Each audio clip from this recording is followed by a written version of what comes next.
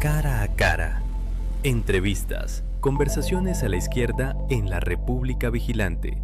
En Informe Chile. Para este capítulo, este segundo capítulo de República Vigilante, estamos con una invitada muy especial, Ana María Gasmuri, diputada del Distrito 12 del Partido Acción Humanista, una de las que se opuso a la ley Naim Retamal, y estamos para conversar de todos los detalles de esta contingencia y por supuesto vamos a conversar también en nuestra sección Caminando por el Desierto. Muy bienvenida, diputada. Tanto tiempo. Hola, tanto tiempo, tantas cosas, pero más cosas que han pasado en este tiempo que sea tanto el tiempo, ¿no? Es verdad. La primera pregunta, ¿cuál es el ánimo del sector? Tú representas a Acción Humanista, fuiste reelegida en una lista única. Tengo aquí tu votación, 57.000 votos y casi 58.000, la segunda en un distrito donde ganó Janet Jara, en la primera y en la segunda vuelta. Nada, luego pasa todo lo que ha pasado en el país. ¿Cuál es el ánimo con el que empiezas el año? Sí. Bueno, la verdad es que yo este último periodo he estado también un poquito dentro de los espacios que quedan, en los intersticios, así tratando de entrar en una reflexión y una evaluación más personal de lo que ha sido todo este periodo que estamos hoy día terminando, ¿no? De alguna manera uno siente que cierra el periodo a final de enero, es como en realidad es en marzo, pero a final de enero como que cierra. Y ha sido intenso este último año, para mí ustedes lo decían, yo prácticamente he estado en campaña desde mayo, porque como Acción Humanista fuimos de los primeros en estar al lado de Janet Jara, cuando nadie pensaba que Janet Jara tenía alguna posibilidad de ganar la primaria, hay que recordarlo. Incluso había quienes pensaban cercanos a uno, oye, no, se están quemando con Janet, ¿por qué Acción Humanista está apoyando a Janet Jara? Y la respuesta es muy simple, porque aquí las decisiones que tomamos como partido y yo como parlamentaria no tienen que ver con lo que conviene o lo que parece que va a ganar o que va a ser exitoso, sino que tiene que ver con qué es lo correcto, ¿no? Y que creo que para mí es una definición en política muy importante y que es hacer lo correcto y a veces eso implica soltar el resultado. Uno no hace lo correcto porque sabe que va a tener un buen resultado. Uno hace lo correcto porque es lo correcto, ¿no? O sea, desde, por supuesto, los valores, la mirada, la perspectiva que uno tiene. Entonces, finalmente, ¿y por qué lo destaco esto? Porque tiene que ver mucho con el ethos de Acción Humanista, con la forma en que Acción Humanista, que es mi colectivo político, que ustedes conocen bien, ¿cierto? Se aproxima al mundo, ¿cierto? De la contingencia nacional y de la política. Porque claro, y aquí también una reflexión un poco más allá. Como ustedes bien saben, yo vengo de la política ciudadana, de ser siempre una ciudadana muy política activamente, pero no había participado en la política formal hasta antes de este periodo que estamos terminando. Y también para mí ha sido encontrarme con los intestinos de este mundo, que no lo conocía, que uno como ciudadano, o como, aunque sea muy político, no lo conoce en su verdadera, digamos, tejido. Y ha sido bien impactante darme cuenta de lo que está instalado, de las prácticas, de cómo a veces pensamos que hemos cambiado y hemos cambiado tan poco, ¿no? Y también en esa perspectiva siento que los valores del humanismo, que trascienden lo meramente político, por cierto, son hoy día más necesarios y más urgentes que nunca. Un poco mirando a este periodo en que de alguna forma también en un escenario exigente, un escenario de minorías parlamentarias, ¿no? El desafío estaba en cómo poder responder a la contingencia permanentemente y no necesariamente pensar en el diseño de qué es lo que uno, cómo uno quiere, qué es lo que uno sueña, cuál es la idea, cuál es el sueño que uno quiere representar y llevar ahí, porque estás pescada en esta dinámica en la que uno responde con eficiencia, pero también esta misma movimiento perpetuo hace que haya en el espacio político muy poco espacio verdadero para la reflexión, para la contemplación de las situaciones, para poder aquilatar.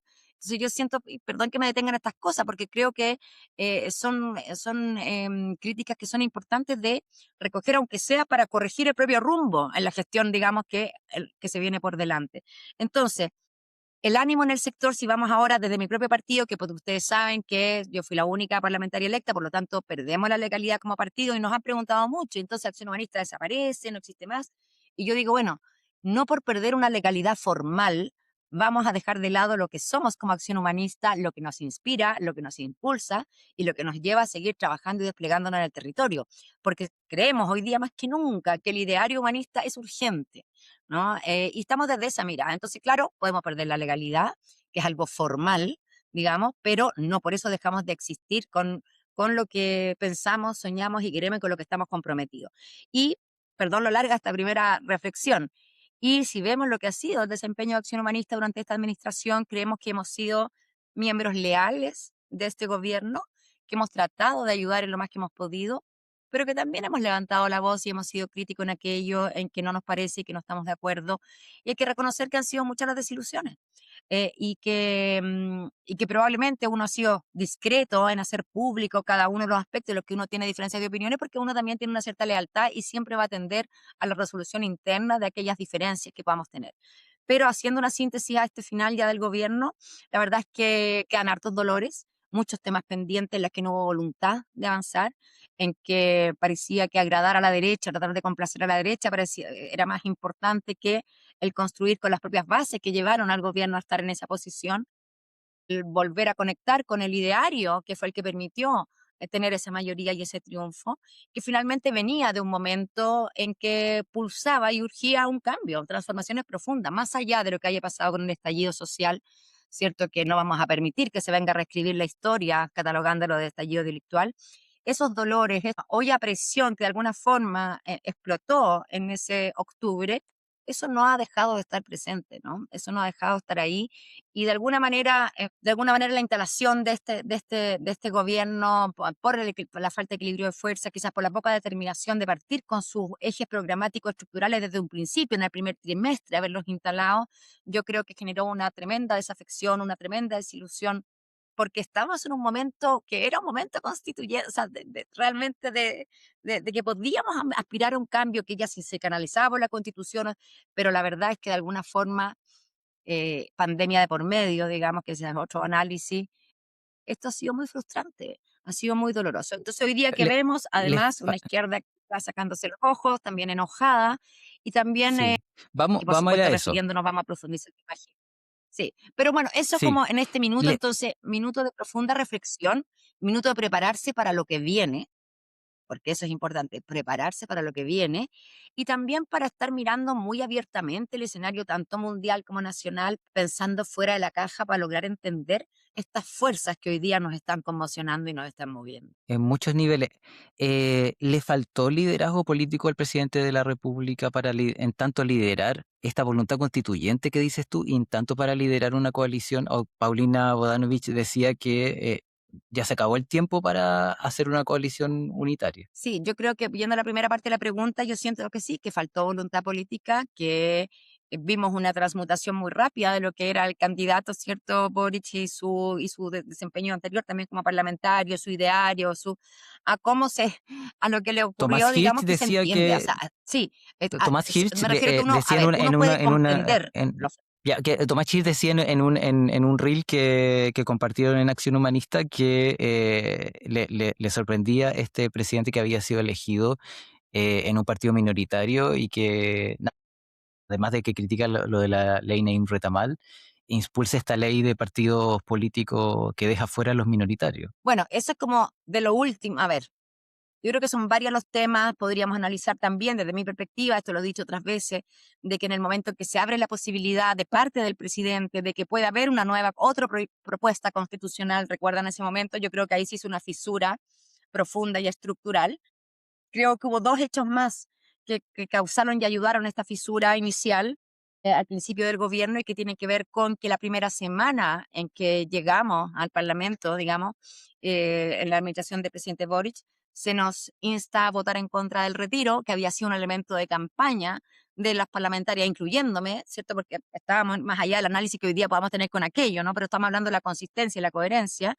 Y a mí me pareció, y así lo hice ver en ese momento, y en eso tengo la conciencia muy tranquila, de que era dinamitar la base de apoyo del presidente recién asumido, recién en ejercicio, el dar este golpe, digamos, con el cuarto retiro, cuando sabíamos que había una situación de necesidad, y entonces, ok, tú puedes entonces haber negado ese retiro, pero proponiendo la solución por el lado. ¿Cómo vas tú a ayudar a las personas? ¿Cómo te haces cargo?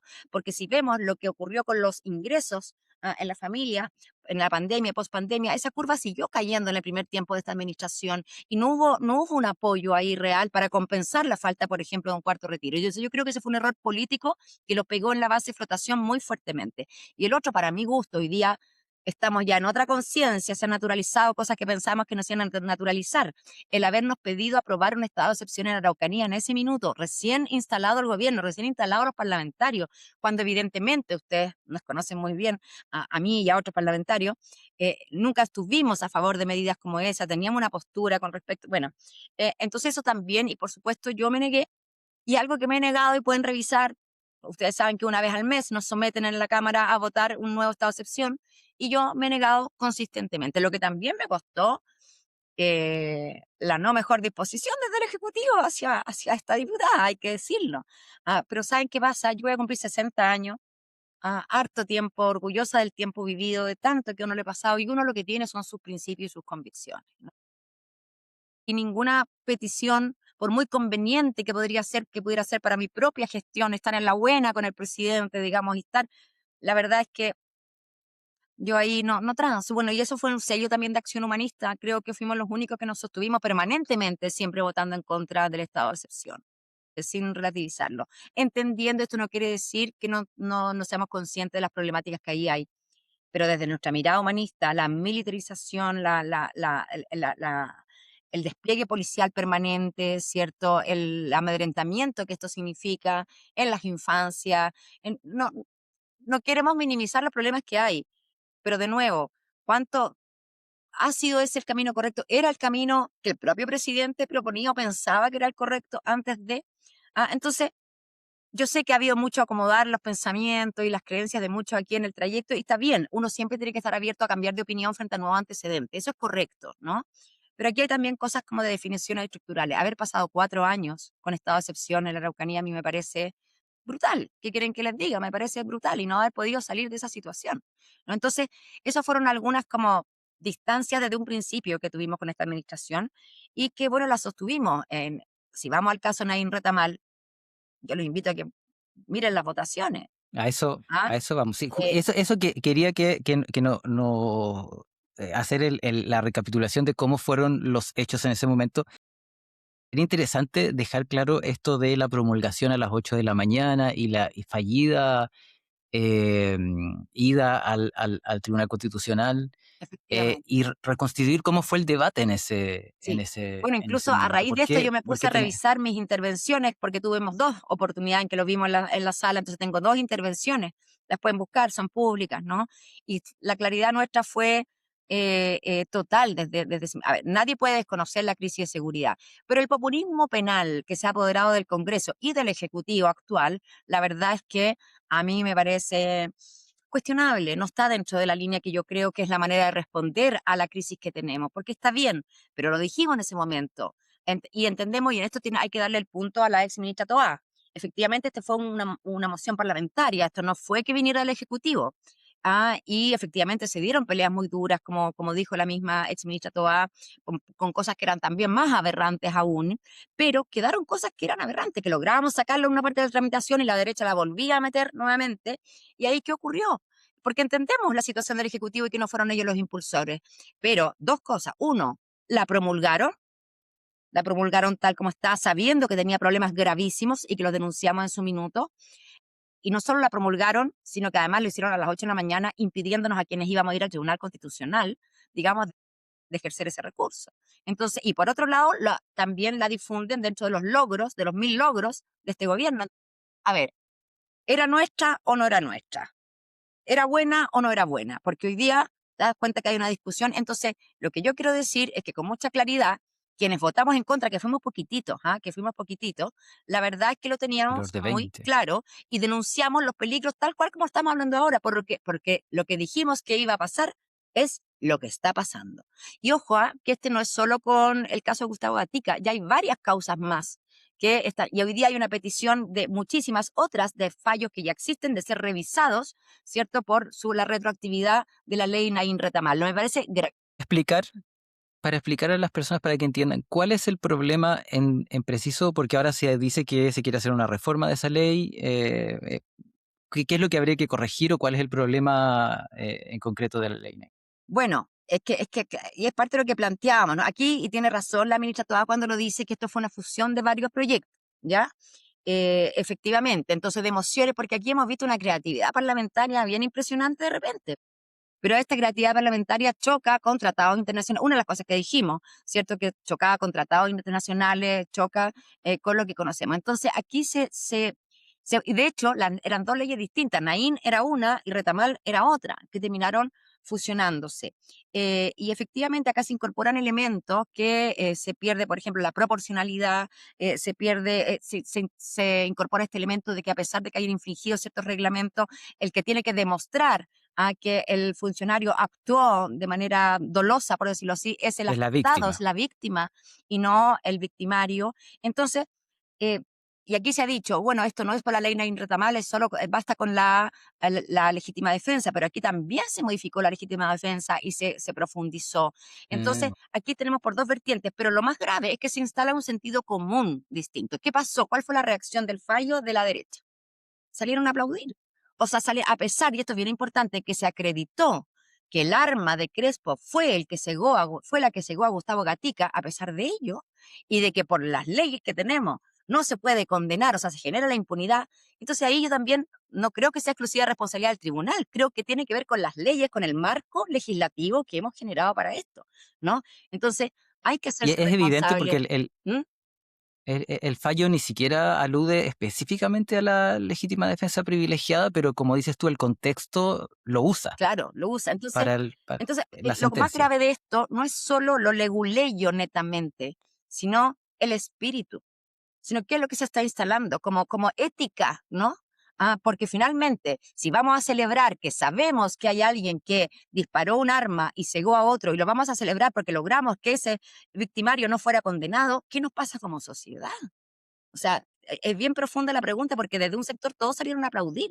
Y ustedes los vieron el meme que compartió el propio Crespo, ¿no? Con la lápida de Gustavo Lo Gatica. comento. Entonces, estamos naturalizando aquello. Esto tiene la dimensión jurídica, pero tiene la dimensión también ética, social, de qué como sociedad empezamos a considerar correcto. Es decir, bajo la lógica del fallo, si ustedes se fijan, cualquier persona que salga a protestar, ¿ah? Realice cualquier acto que le parezca amenazante, intimidante, aunque no haya ninguna proporción, va a ser justificado que le quiten la vida. ¿Por qué? Porque se Claro. sintió amenazado el funcionario. Entonces esto es Y súper puede usar grave. cualquier arma para eso. Es súper grave. Y a ver, y lo particularmente doloroso es que entendiendo que no fue un proyecto del gobierno ni que estos puntos en particular hayan sido presentados por el gobierno, no digo eso, pero dejaron que ocurriera, dejaron que se promulgara así. Y si los dijimos con estas letras, con estas palabras, ¿qué va a pasar en una próxima administración en manos potenciales de la ultraderecha con estas normativas? No tenemos que pensar en cómo lo va a usar este gobierno, cómo se van a usar ahora, en que gobierna la centroizquierda. Tenemos que pensar qué va a pasar con esta herramienta en manos de nuestros adversarios políticos. Y no estuvo esa profundidad de mirar aquello. Y esto es gravísimo. Pensemos, ¿cuántas? Tenemos más de 6 personas suicidadas, víctimas de trauma ocular por el abandono total en que han quedado. Ustedes saben el sufrimiento, saben la cantidad de víctimas. ¿Qué esperanza? Si Gustavo Gatica, que junto con Fabiola Campillay fueron los dos que quedaron ciegos totalmente de ambos ojos, este es el resultado. ¿Qué esperamos para las otras 400 y tantas víctimas que tienen lesiones menos graves que aquella? O sea, ninguna esperanza. Y las condenas ya efectuadas hoy día se van a retrotraer todas. Eso es lo que estamos hablando. Sí, más allá de la pataleta del Partido Socialista, que aquí no se trata de salir a señalar culpables, sino que estamos hablando de lo grave que ocurrió en esta administración con estos temas. No por señalar culpables, sino por tener responsabilidad política y mirar y darnos cuenta de lo que ha pasado. O sea, esto tiene que ver con Evaluar las asumir las acciones. consecuencias de nuestros actos y querer decir que aquellos que lo señalamos y decimos, lo dijimos, lo advertimos, nosotros no somos los culpables. Entonces la situación, te das cuenta que tratar de revertir que hoy día los mala leche somos los que actuamos correctamente y que avisamos lo que iba a pasar y que hoy día se nos demuestra que teníamos razón. Eso me parece que hubiera sido más honesto una autocrítica. De buena fe apoyamos o seguimos la indicación del Ejecutivo, de buena fe no pensamos que efectivamente esta podría ser la aplicación. pero hagámonos cargo de lo que votamos. ¿Y por qué lo digo? Porque cuando votamos como votamos, desde Acción Humanista, por ejemplo, tampoco es gratuito, significa que nos están denostando permanentemente por aquello, ¿no? Y resulta que éramos los que teníamos razón, en esta materia al menos, y en otras leyes de seguridad, las 56 leyes promulgadas de seguridad, créanme que hay varias situaciones muy incorrectas. ¿Y saben qué pasa? Y perdón que me haya extendido un poquitito, y con esto termino. Ahora estoy revisando un proyecto de ley que, que viene en tabla la próxima semana, que probablemente no se vea, que es del área de mi interés, que es una modificación al artículo 4 de la ley 20.000, pero yo me pongo a revisar en ese proyecto toda la historia de la discusión y tú te das cuenta de la cantidad de errores, inexactitudes que van quedando metidas en el proceso. Entonces, al final salen proyectos de ley que finalmente reflejan más ideología que conocimiento técnico, más las ganas de hacer algo o por aportar a la seguridad, más que el entender realmente cómo funcionan las cosas. Entonces, hay una liviandad de pronto para avanzar en temas de seguridad, aunque esto quede incompatible con otras cosas, aunque vulnere tratados internacionales, aunque vaya en un sentido contrario de la lógica la máxima de la experiencia, el principio de la máxima de la experiencia, no importa, se hace igual porque políticamente está ok. ¿Me entienden? Eso para mí ha sido una de las cosas Este locas. contexto del que se ha hablado, que supuestamente se generó cuando se promulgó la ley Naim Retamal y que parece ser la justificación para todo el contexto que se armó Exacto, a través habían de los asesinado a medios, de 3 la derecha. carabineros, lo que por supuesto que es dramático y lo reprochamos absolutamente, pero ahí es donde del otro lado se aprovechan para pasar la máquina e ir 5 pueblos más allá de lo que correspondía, ¿no? De verdad, Necesito sí. preguntarte, porque tenemos una sección que se llama Caminando por el Desierto, que la va a hacer Cristian, pero no puedo pasar a esa sección antes de preguntarte por el caso de Julia Chuñil, pero en tanto lo siguiente, tu relación con la fiscalía, tú, en función del trabajo que has hecho defendiendo el uso del cannabis medicinal, has tenido una relación con la fiscalía bastante intensa. Em, Hay un tema con la desconfianza que generó la Operación Huracán y que se ha, yo diría que extendido con la corrupción en la justicia. Ese es nuestro punto de vista, digamos, lo hemos conversado aquí antes. ¿Qué opinión te merece esto que ha pasado con el caso de Julia Chuñil? Entendiendo que hay un desconocimiento realmente, una investigación que está en proceso, son banderas que como izquierda Sí. hemos Mira, es tomado. muy delicado este caso porque efectivamente de ser cierta toda la última información que hemos conocido es gravísimo, es tremendo, siento que también es como haber sido presa como de un cierto engaño, ¿no? En general, socialmente, colectivamente, porque bueno, fue mucho lo que movilizó, digamos, la desaparición de Julia Chuñil. Pero más allá, yo entiendo a dónde iba tu pregunta, como que cuál es mi opinión como de fiscalía y el actuar de fiscalía. Creo que es muy difícil contestarla. ¿Podemos confiar? Es Esa es muy la difícil pregunta. ¿Podemos contestarla porque confiar además en son muy esto? distintos unos fiscales de otros. Desde mi experiencia, que vuelvo a decir, no tiene que ver con ese tipo de causas, tiene que ver con causas de ley 20.000, mi experiencia es que si a veces son mañosos, que a veces quieren torcer un poco la realidad en cómo se presentan los hechos. Efectivamente, el fiscal en general nos presenta a un paciente, usuario de cannabis, que es totalmente acreditado, nos presenta como un delincuente que trafica y que no le cree nada. Y trata de levantar las tesis de que eso es. Efectivamente, y a mí siempre me ha llamado la atención porque hasta donde yo entiendo, teóricamente al menos, la fiscalía tiene la misión de investigar todo lo que culpa como lo que exculpa, pero nunca, jamás pone el ojo en lo que exculpa. Estoy hablando desde el lado, ¿cierto?, de mi experiencia en cannabis. Y sé que hay antecedentes con esta fiscal por algunos antecedentes previos, cómo había sido su relación justamente también con el mundo medioambiental, con el mundo mapuche, pero hoy día creo que es arriesgado decir nada, creo que hay que observar muy bien qué ocurre.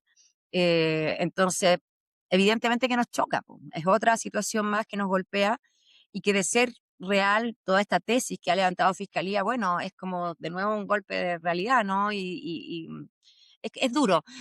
Oye, que nos Y ha la tocado preocupación bailar por el con la fea, contexto. ¿no? Nos ha tocado Sí, harta. pero lo que decías tú al principio del contexto importante de hacerse cargo de ese contexto, en el sentido de que no alimentarlo de forma inadecuada, Exacto. digamos. Entonces yo creo que, porque no podemos dejar de mirar lo que está pasando en Chile en relación con lo que está pasando en el resto del mundo.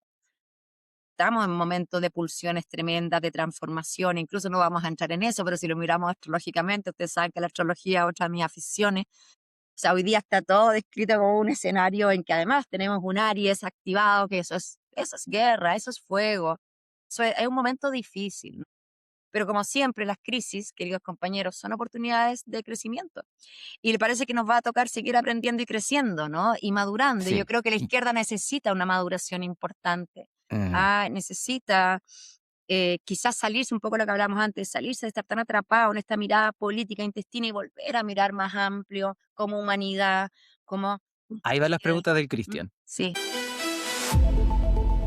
Caminando por el desierto. La travesía por la izquierda en la República Vigilante. Informe Chile. Y justamente, querida Anita, diputada, le voy a invitar a Caminando por el Desierto, que es esta sección en donde hablamos de la izquierda, hablamos de cómo reconstruirnos después de esta derrota electoral, pero que no solo electoral, sino también política, y cómo no cometer los mismos errores finalmente, ¿no? Esta conversación sobre la izquierda en general. En el desierto, uno de los mayores peligros no es necesariamente quedarse sin agua, sino que a veces los espejismos, ver algo en donde en realidad no lo hay. ¿Qué espejismo sientes tú que vimos en la izquierda de cosas que tal vez no eran reales?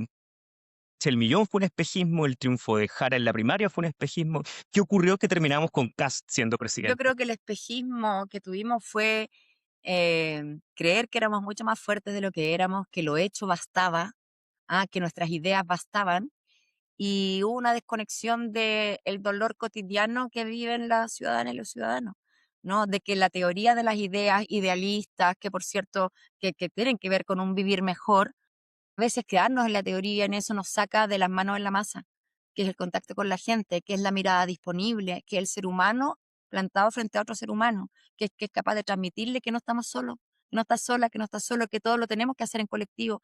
Yo creo que el ser capaz de reconstruir aquello ha sido la incapacidad de reconstruir aquello ha sido gran parte de nuestro problema, ¿no? Que teorizando sobre las grandes ideas, ocupado en tremendas discusiones constitucionales, etcétera, pucha, dejamos de mirar el dolor de la vecina del vecino, dejamos de mirar cómo se ve y cómo se siente, puede estar aplastada por un sistema que la hace esperar por años y que no la ve y que su respuesta es no verla, no verlo, no dignificarlo, no reconocerlo como persona. Entonces, yo creo que esto requiere tiempo, porque queremos siempre resultados efectistas, como arreglar, nos ponemos de acuerdo, tenemos un par de ideas brillantes, decimos ya listo, tenemos cachado cómo va el mote, ¿cierto? Esto requiere tiempo, tiempo humano, tiempo real, tiempo de dejar los pies en la calle conversando, sentándose en el living de los vecinos, de las vecinas, sintonizando para entender y para desde ahí nutrir el actuar, volver a esta idea de que la política es para servir, efectivamente para servir. Para mí ha sido, bueno, yo tengo una vida pública anterior a la vida política, creo que todos mis afanes de figuración los que dejé totalmente satisfecho, mi ego quedó listo con todo eso, no necesito más ni lo busco. Y la política es un espacio en que se busca mucho esta figuración, este aparecer por aparecer, aunque no tenga realmente nada que decir. Y yo sé que hago sufrir un poco a mis periodistas porque desecho algunos espacios y entrevistas, cuando digo, no, no, no, no, no, no, es que es bueno porque uno se ve ahí, bueno, yo no tengo esa lógica, no tengo esa lógica. Y por eso, bueno, estoy con ustedes que me importa mucho más un espacio en que podamos conversar de verdad. Hay un espacio como Metralleta en que te dicen sí o no, blanco y negro, verdad o mentira. La vida no es así, nada de lo Cierto. que está ocurriendo es así, ¿cierto? Entonces, creo que necesitamos bajar como el ritmo, como bajar la intensidad para volver a mirarnos. Y hago una reflexión. Yo una de las reflexiones que saco después de todos estos 4 años ya de Congreso fue la profunda soledad en que viví en el Congreso. Entonces, si hasta en el espacio político ahí más cotidiano estamos solos, estamos solas, ¿qué capacidad tenemos de romper esa soledad? ¿Me entienden o no? O de como sociedad poder mirarnos más. Y no es un juicio a nadie, es como ver cómo las cosas operan. Cada uno está en su dinámica, en su tema, en su agenda, con suerte conversas con tus compañeros de banco, hay muchas conversaciones logísticas de coordinación, pero estoy hablando de lo que está un poquito más allá, lo humano, lo que está detrás, ¿no? Eh, Creo que eso tiene que ver también con los problemas de salud mental que hay en el propio Congreso, de ansiedad, de angustia, de desesperanza.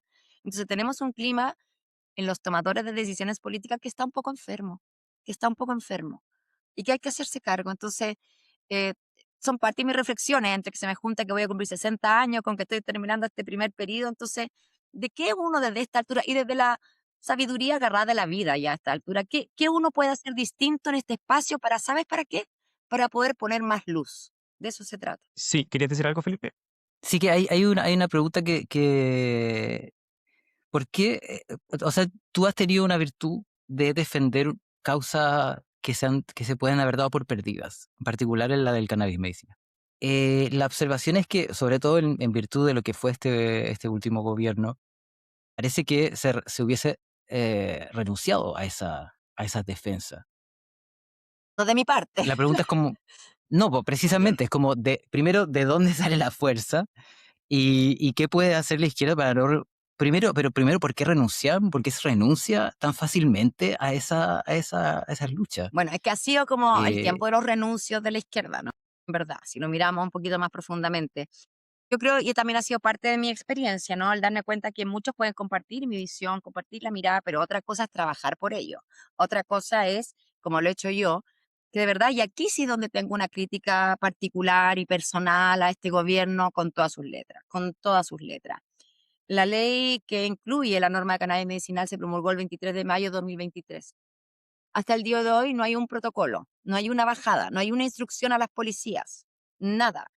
Ayer de ocurrir el juicio de un paciente de El Tabo, que estuve acompañando el proceso, el tribunal me rechazó como testigo, no pude ser testigo, pero estuve en toda la preparación, y este era un paciente que fue allanado por una denuncia anónima, que tenía su receta médica, que a los carabineros les dio lo mismo la receta médica.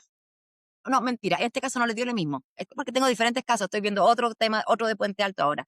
No, los trataron bien los carabineros, vieron la receta médica, así fue este caso, pero, señor, le falta el permiso del SAG, cuando sabemos que eso no se necesita. Pero como no hay ni un instructivo desde el Ejecutivo, desde Interior o desde Seguridad donde aclare estas cosas, la policía sigue actuando y provocando efectos gravísimos. O sea, la detención, el caso de Puente Alto que le estaba contando ahora que estamos empezando, acaba de pasar 6 días en la cárcel de Puente Alto a una persona que lo único que hizo fue cultivar cannabis para su depresión, una persona con depresión con un diagnóstico acreditado. Y entonces, frente a eso, y volviendo a la pregunta tuya, Felipe, para mí todo el sentido del camino, de lo que se hace, de cada una de las acciones, todo el sentido que me inspiraba en Fundación Daya, tiene que ver con ser un agente activo en colaborar a aliviar el sufrimiento humano. Y el sufrimiento humano tiene tantas dimensiones, ¿no? Entonces, para mí, la política también tiene que ver con eso. ¿Cómo lo transformamos en que sea una vía de aliviar el sufrimiento humano? Entonces, si lo llevamos a política de drogas, si lo llevamos a los pacientes, me duele que este gobierno que hemos apoyado, que se comprometió a terminar con la criminalización de los usuarios de cannabis, no solo los pacientes, sino de todos los usuarios, nos está dejando en el peor escenario en que hemos estado nunca. Porque hoy día, a pesar de tener recetas, se llevan presos a los pacientes, a pesar de todo que la fiscalía pide 7 años para un paciente, a pesar de la prueba que tiene a la vista, no ha habido un cambio de actitud lo más mínimo y ha habido la más total indiferencia de esta administración. A pesar de que en el último encuentro en que estuve en Cerro Castillo a finales del año pasado, octubre, creo que fue noviembre, no sé, yo planteé este tema al presidente Boric y el presidente le mandató al ministro Elizalde que se hiciera cargo del tema. Hasta el día de hoy no ha pasado nada. Y ni siquiera contesta el jefe de gabinete, la reunión que urgente que el ministro en el pasillo me lo tomo y me dijo, ya, sí, la reunión, ni siquiera me contesta en el WhatsApp. Entonces, perdón que me enoje porque sí, aquí me enojo, porque detrás de cada allanamiento, no a un narcotraficante, a una familia, a un paciente, a un usuario, hay una familia impactada, una vida quebrada, una trayectoria de vida que se ve modificada. Si esto es muy grave, yo les recuerdo que he acompañado a personas que han estado 7 meses presas, 1 año presas, y que después son sobreseídos. O sea, nunca fueron culpables de nada. ¿Quién les devuelve ese tiempo en la cárcel? ¿Quién les devuelve el impacto de sus hijos, de sus hijas?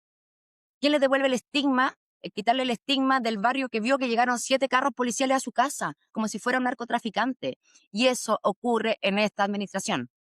Y a mí eso me indigna, porque aquí había compromisos tomados, porque aquí no se respeta, no se cumple la palabra. Una de las experiencias para mí fuertes de la política formal es que la palabra empeñada vale tan poco, tan poco, tan poco. ¿Tú crees, Anita, de que esta actitud política de reticencia respecto al tema de la política de drogas, se trata realmente sobre la política de drogas o es realmente un miedo como a perder legitimidad frente a los sectores Yo conservadores, creo por que así es decirlo? una mezcla de la segundo que tú dices, de un miedo a perder legitimidad frente a sectores conservadores y un desconocimiento profundo y ignorancia incluso en la materia. O sea, yo me acuerdo de las discusiones con la ministra Toá, que te juro que eran desesperantes, incluso enérgicas discusiones, por decirlo, porque era impresionante que ella me dijera, pero diputada, ¿cómo en este contexto del crimen organizado vamos a regular? Yo decía, pero ministra, justamente por eso, o por qué cree que lo han hecho en otras partes como una de las razones principales. Entonces, y esto está sustentado por la academia, ustedes lo saben, o sea, incluso hay demasiada evidencia. eh, eh, por ejemplo, en la necesidad de cambiar de lista el cannabis, que no corresponde que esté en el artículo de las sustancias de grave peligrosidad sin uso médico y que afectan gravemente a la salud, no corresponde que esté ahí. Trump lo ha sacado de Estados Unidos, Trump. Entonces, una conversación en que sabes lo que ocurre, no hay interlocutores válidos del otro lado, porque hablan desde el prejuicio y del desconocimiento, sin apego a la evidencia científica, sin apego a la experiencia internacional. Entonces es muy frustrante cuando no tienes interlocutores válidos que entiendan realmente de lo que tú estás hablando y te contestan con el cliché. ¿Cómo vamos a regular cuando aumenta el crimen organizado? Justamente, si conociera un poquito las materias en profundidad, si se diera el trabajo de estudiar incluso los informes internacionales, que se diera el trabajo de estudiar la experiencia de Alemania, de Uruguay, de Canadá. No es tan difícil, no es tan difícil. Pero que preferimos seguir estigmatizando a una comunidad que son más de 3 millones de personas. Que en una sociedad democrática, o que se dice democrática, más de 3 millones de personas vivan con una espada de Damocles, con una amenaza del Estado que en cualquier momento se puede dejar caer sobre ellos, me parece que es gravísimo. Y puedo decir con responsabilidad que la situación al término de este gobierno es peor que cuando empezamos. Yo creo que eso Ay, finalmente es lo más gráfico de todo, ¿no? De que en realidad vemos que las circunstancias hoy día son muy complejas y tal vez las de los próximos 4 años lo sean aún más. O sea, yo creo que ahí también está el otro Muy punto. complejo. Y si tú me dices y me apuras cuál es el otro tema medular que nos va a tener, que nos va a convocar y que del cual que hay que hacerse cargo, tiene que ver con el sistema proteccional. Hoy día, yo puedo decir con toda la seriedad y el respeto que todo el buen esfuerzo y la buena intención de el nuevo servicio, ¿cierto? Mejor Niñez, dejando atrás el Sename, separando a los infractores de ley con los niños, niñas bajo protección. A pesar de todas las buenas intenciones, hoy día estamos fracasando. Estamos fracasando. Están entrando más niños al sistema de los que nacen en Chile.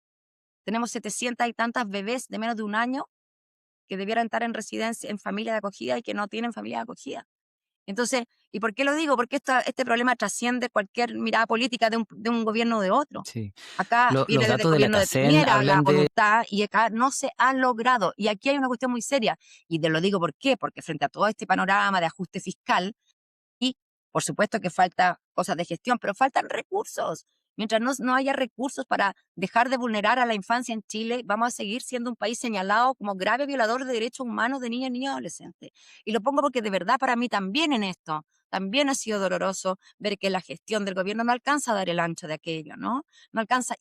Pero sí valoro que el último director, Claudio Castillo, al menos en su cuenta pública de final de año, fue capaz de reconocer lo que te estoy diciendo, reconocer cuál es la situación, que se está en una crisis.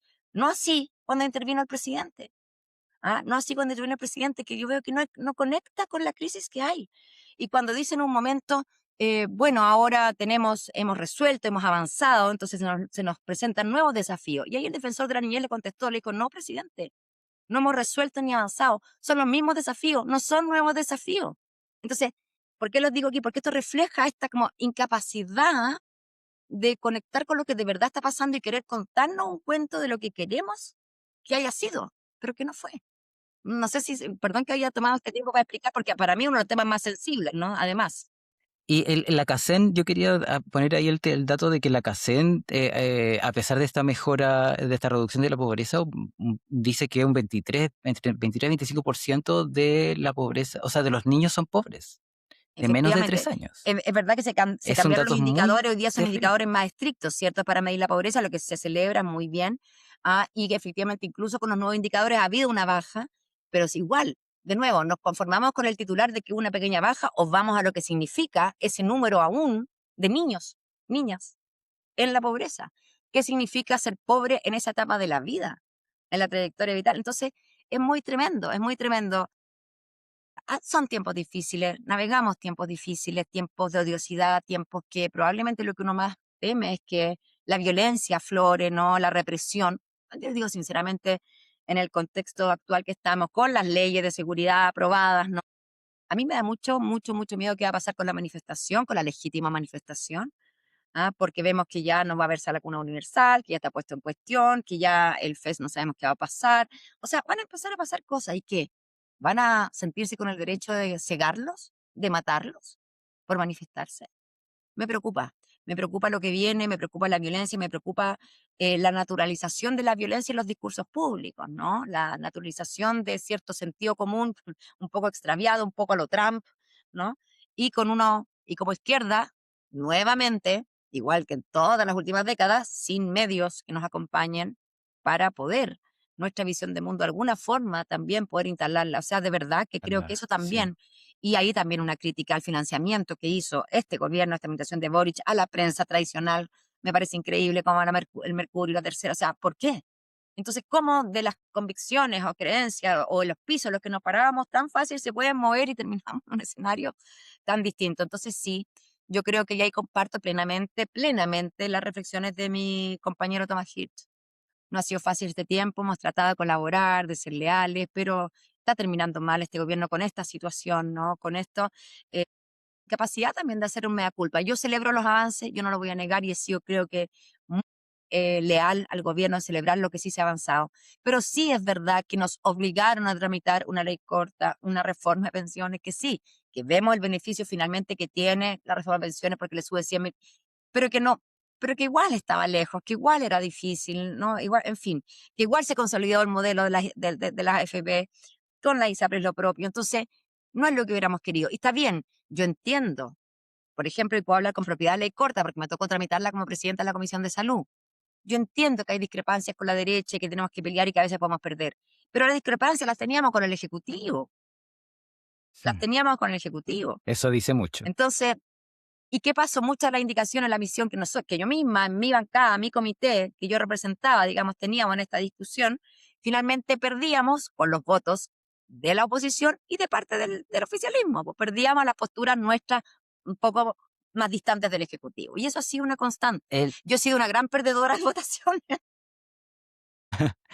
no sé si Cristian tiene una pregunta ya Sí, solo para ir para cerrando. cerrar realmente esta sección, no quitar mucho más tiempo de diputada, preparándonos para marzo en realidad y frente a este presidente de derecha extrema, derecha fuerte que nos va a tocar, ¿qué papel tiene que jugar la izquierda ahora finalmente? ¿No mantenernos vigilantes, reconstruirnos, generar resistencia? ¿Cuál es Y el ahí rol al final? yo quiero complementar esa pregunta un poquito con una carácter que yo le destaqué en nuestros comentarios a Janet Jara, que es el optimismo que ella siempre tuvo en toda la campaña.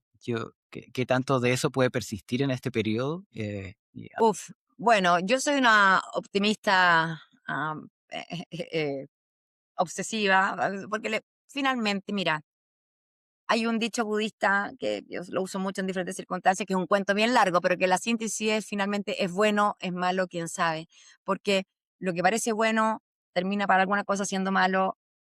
Este gobierno que está terminando, por ejemplo.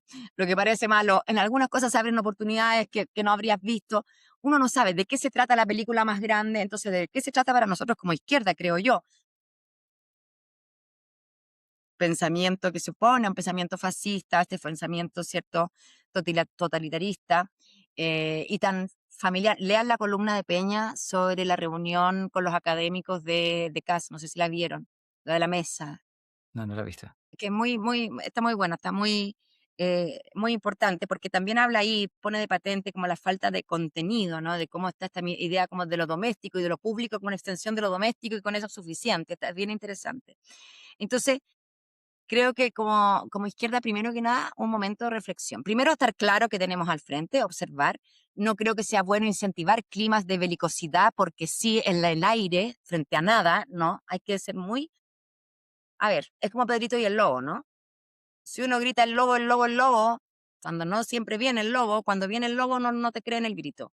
Entonces vamos viendo qué realmente aparece que nos amenaza, qué de lo que han dicho en campaña se empieza a concretar y vamos responsablemente, pero con toda la fuerza respondiendo, saliendo al paso y defendiendo todo lo que hay que defender. Pero no contribuir a aumentar un clima de odiosidad nacional, ¿no? Un clima de firmeza, un clima de ser una oposición que va a estar muy bien plantada ahí, pero cuidando el tono también. Cuidando el tono también. ¿Por qué? Porque a veces por la forma se nos pierde el fondo, que es el importante. A veces nuestro enojo o el grito de lo que decimos distrae la atención a, ay, como grita, y no a lo que estoy diciendo, ¿cierto? Entonces creo que hay que ser muy inteligente, muy estratégico, porque nos van a tratar de descalificar, de dejar fuera de juego, ¿cierto? Permanentemente. Entonces, ¿cómo no pisamos esos palitos? Pues ¿Cómo no les damos en el gusto? Pero con la convicción y la firmeza que, bueno, ustedes me conocen, compañeros, a mí no trepido en levantar la mano, levantar la voz cuando hay que hacerlo, aunque sea incómodo, aunque incomode a los que están cerca. Y no es algo racional, me sale, me ocurre, es algo que me ocurre. Veo una injusticia, veo a un carabinero abusando en algo y no lo pienso, me conviene o no me conviene intervenir. Intervengo, no lo puedo hacer de otra manera. Pero, de nuevo, no olvidando de qué se trata todo esto. Se trata de una pugna de poder, se trata de la gente, se trata de cómo vive la gente. Volver a enfocarnos en que ese es el objetivo. Y si en algo podemos llegar a acuerdo con esto para algo que beneficie a la gente, bueno, es el deber hacerlo, pues. Es nuestro deber hacerlo. O de verdad vamos a negar o rechazar un proyecto que incluso nos parece que es interesante, por ejemplo, estoy inventando sobre cualquier tema, solo porque viene de la derecha, como lo hacen ellos ahora en muchas cosas, ¿no?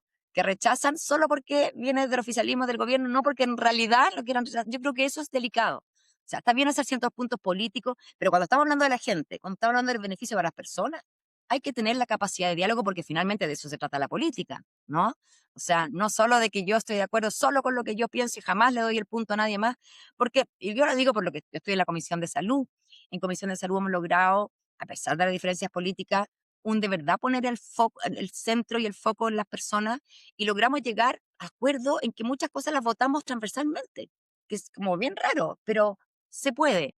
No siempre, y cuando hay que hacer la distinción, la hacemos sin ningún problema, pero en un buen tono de respeto. Yo creo que eso es importante porque creo que vamos a ser provocados permanentemente y creo que no es buena idea caer en esa provocación, Reaccionar. ¿no? Esa es mi... Y de nuevo, conectando siempre de qué se trata, por qué estamos aquí, estas peleas que estamos dando, ¿para qué son? Para que la gente pueda vivir mejor, para que pueda vivir más feliz. Finalmente de eso se trata, porque cuando hablamos de política y de la construcción social que se hace a través de lo político, es para brindar las mejores condiciones de vida para las ciudadanas y ciudadanos. No nos perdamos.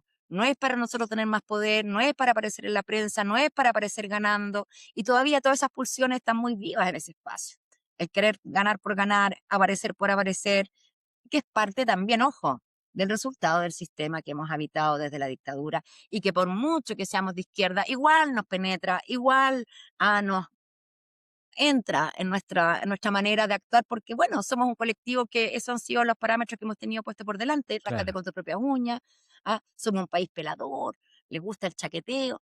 Esas son herencias culturales también, de esta falta de cuerpo, de esta falta de sentirnos hermanas, hermanos, de verdad.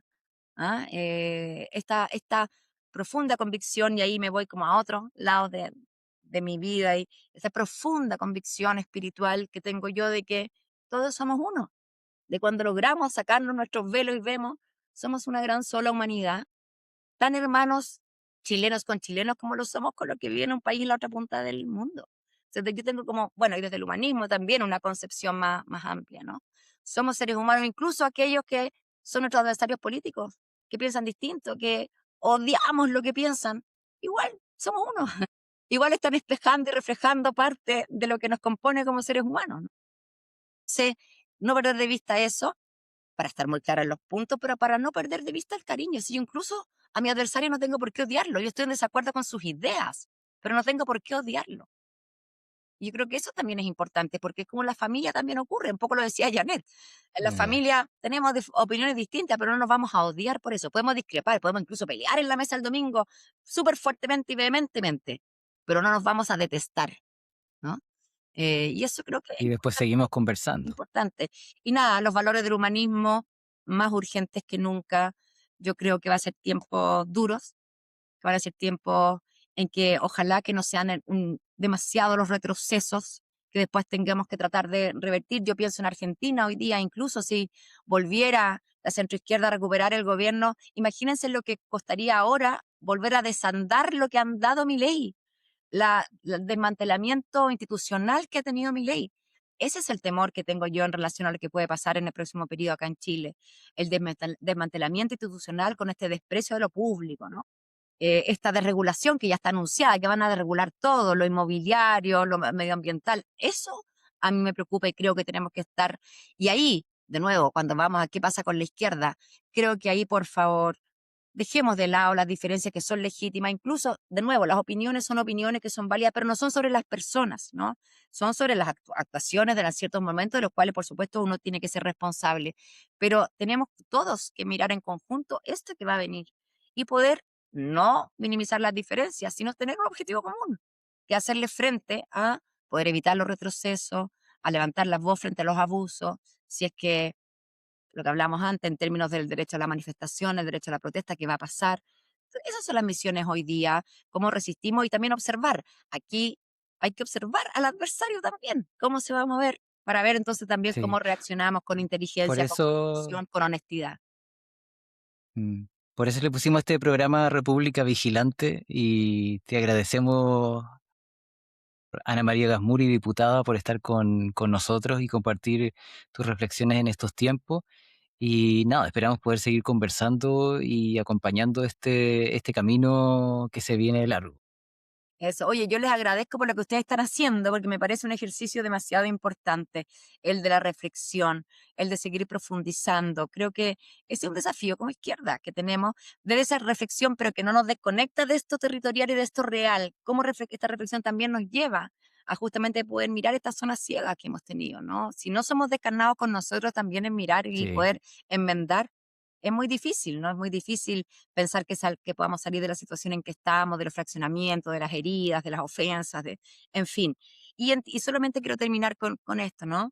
Yo entiendo que puedan verse ofendidos algunos con esta sacada al pizarrón que existió, pero créanme que más ofendidos nos sentimos los otros cuando vimos que se avanzaba en esta dirección, ¿ah? Y que se hacía bajo un gobierno de un sello de izquierda. Creo que de verdad eso ha sido de las cosas chocantes para mí en este periodo. Se lo tengo que decir con toda claridad. No, te muchas agradecemos. gracias Sí, por su exacto. Sí, honestidad, tu diputado. análisis, por comentarnos ahí tu perspectiva de las cosas y por estar aquí con nosotros en República Vigilante. De verdad, muchas gracias por tu No, tiempo, sigan diputada haciendo lo Gasmuri. que hacen y Estamos feliz si me bien. invitan otra vez. Yo encantada de conversar con Ahí ustedes y estaré. veamos que estén Un muy bien. abrazo, Muchas nos estamos gracias. viendo. Gracias. Un Bye, abrazo. bye. Chao. Escuchaste Informe Chile, un original del Ideálogo.